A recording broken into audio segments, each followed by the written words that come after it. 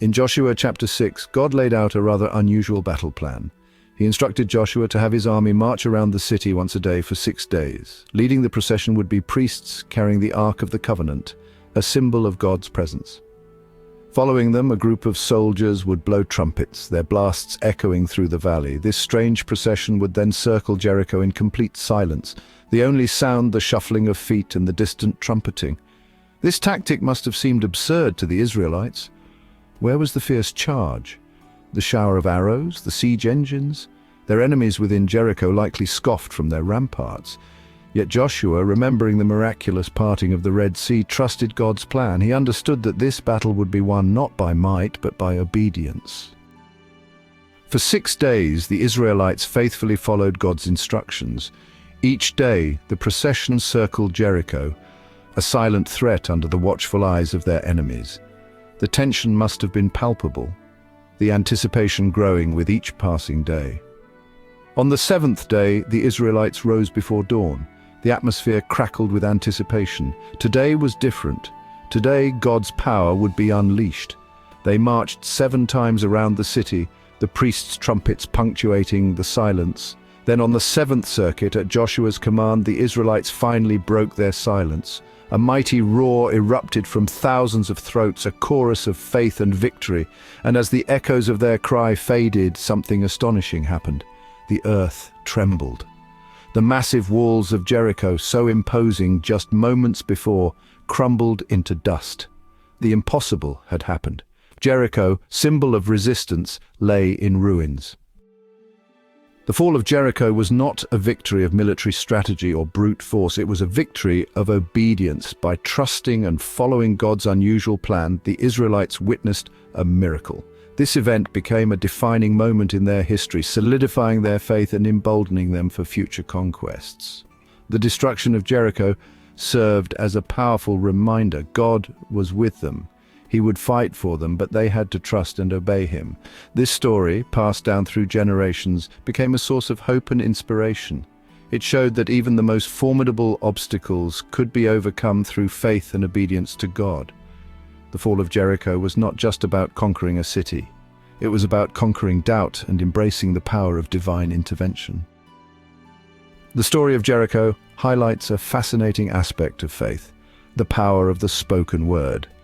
The Israelites' shouts, combined with the sounding of the trumpets, played a crucial role in the city's destruction.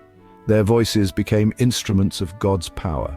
This resonates with the idea found throughout the Bible that words carry weight. Proverbs 18:21 states, "The tongue has the power of life and death. What we speak has the power to create or destroy, to bless or to curse."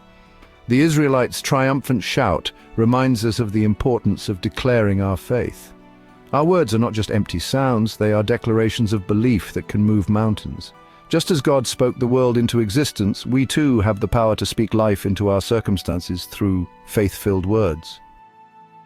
Amidst the destruction of Jericho, a story of redemption unfolds. Rahab, a prostitute who had shown kindness to Israelite spies, and her family were spared. Rahab had heard of the Israelites' God and believed in his power. She hid the spies and in return was promised safety. Rahab's story demonstrates that God's grace extends even to those society often marginalizes. Her faith, demonstrated through her actions, saved her and her family. Rahab's story is a powerful reminder that God values faith over social standing. It is a testament to his mercy and willingness to redeem those who turn to him. The fall of Jericho, while a significant event in itself, also points towards a greater truth. Some biblical scholars believe it foreshadows the work of Jesus Christ. Just as the walls of Jericho crumbled at the sound of the trumpet blasts, so too will the powers of darkness crumble before the triumphant return of Christ. The number 7, prominent in the Jericho narrative, often symbolizes completion in the Bible.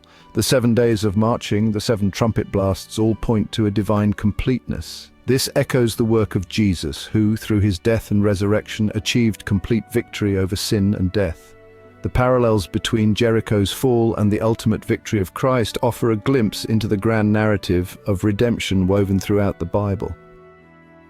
The story of Jericho, though thousands of years old, still speaks to us today. It teaches us about the importance of faith, obedience, and the power of the spoken word. It reminds us that God is not bound by human logic or conventional methods. His ways are higher than ours, and his plans are always for our good. The ruins of Jericho stand as a testament to the faithfulness of God. They remind us that no obstacle is too great when we place our trust in him.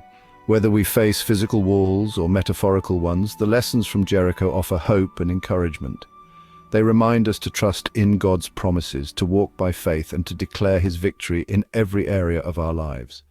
The walls of Jericho may have crumbled long ago, but their message continues to resonate through the ages, a beacon of hope for all who dare to believe. Are you ready for the next chapter? Just click here to go straight to it.